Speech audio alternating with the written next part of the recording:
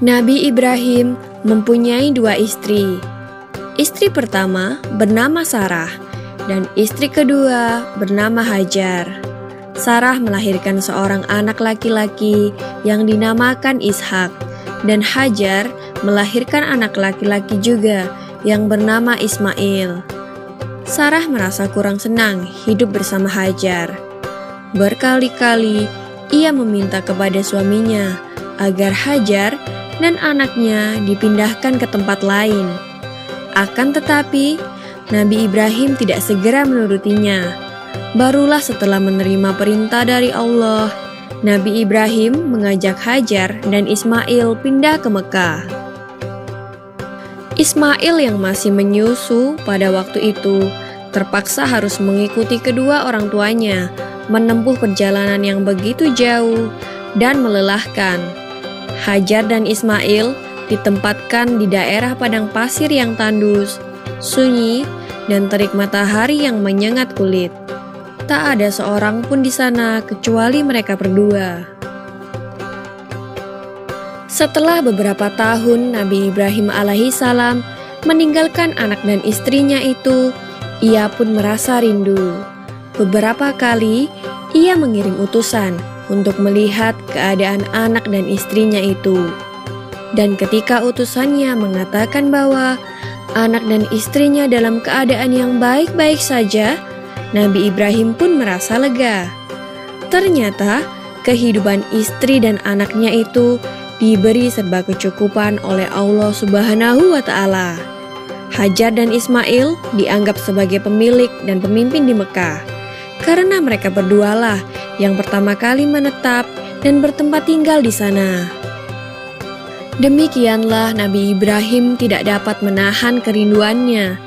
Ia pun berangkat ke Mekah dan bertemu dengan Hajar dan Ismail di padang Arafah. Anak dan istrinya itu sedang menggembalakan hewan ternak yang cukup banyak. Dalam perjalanan pulang ke Mekah, setelah menggembalakan ternak, mereka beristirahat di Musdalifah karena kelelahan dan akhirnya tertidur. Dalam tidurnya yang sebentar itu, Nabi Ibrahim alaihissalam mendapat wahyu melalui mimpinya. Ia diperintahkan oleh Allah untuk menyembelih Ismail. Anak kesayangannya itu harus dikurbankan sebagai bukti patuhnya Nabi Ibrahim terhadap Tuhannya. Seketika itu juga, Nabi Ibrahim terkejut dan berdebar-debar. Tampak begitu beratnya ujian kali ini.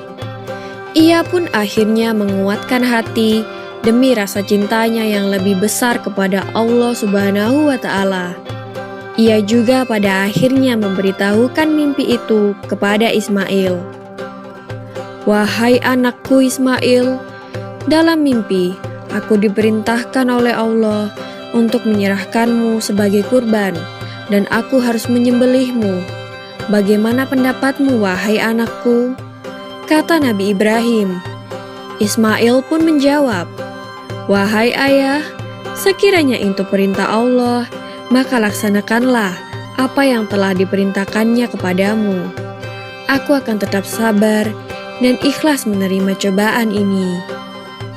Dikisahkan iblis berusaha merintangi perintah Allah kepada Nabi Ibrahim.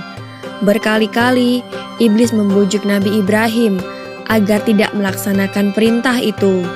Namun Nabi Ibrahim tetap melaksanakan perintah Allah, dan godaan iblis yang begitu dahsyatnya tak akan mampu meruntuhkan ketaatan Nabi Ibrahim kepada Allah.